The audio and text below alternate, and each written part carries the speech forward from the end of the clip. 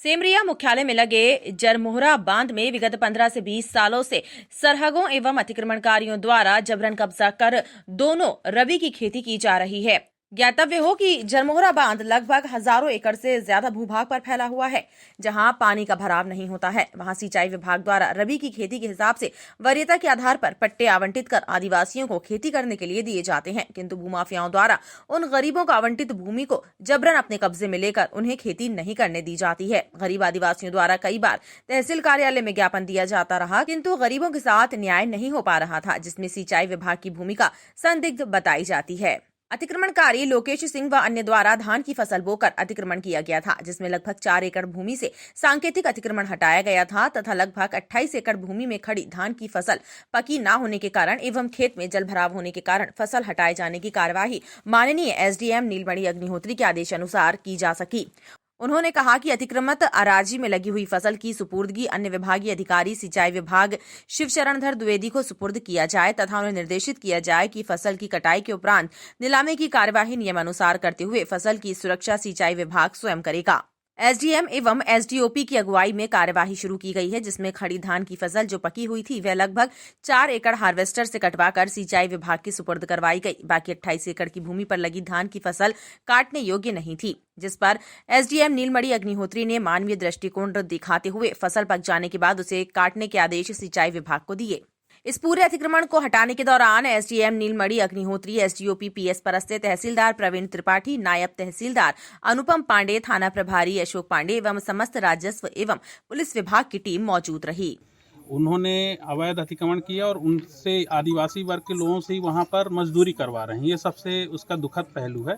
तो हमने प्रयत्न किया है, जल शासन विभाग के अधिकारियों को निर्देशित किया है कि भविष्य में आदिवासी वर्ग के लोगों को वहाँ पे अधिकार पत्र प्रदान किए जाएं, ताकि वहाँ पर नियमानुसार खेती करके अपना जीवन यापन कर सकें। सर, कुछ दिन पहले आदिवासियों ने एक ज्ञापन दिया था आपके नाम से, जिसमें से उसमें ये उल्लेख किया गया था कि आदिवासियों के नाम से भूमि आवंटित होती है, किंतु वहाँ सरगना द्वारा उनके भूमि पर अतिक्रमण कर खेती की जाती। क्या उसी के तारतम्य पर ये कार्यवाही देखी जाए? बिल्कुल बिल्कुल सही है। हमारे कलेक्टर महोदय और एसपी महोदय के पास भी ये शिकायत पहुँची थी। उनके द्वारा भी हमें निर्देशित किया गया था कि जो अधिकारी वर्ग जो अपने आदिवासी वर्ग हैं उनके हितों का संरक्षण किया जाए, और इसी तारतम्य में हम एसडीओपी, तहसीलदार, टीआई और समस्त प्रशासन की टीम, पुलिस की टीम और जल संसाधन विभाग की वहाँ पहुँची थी।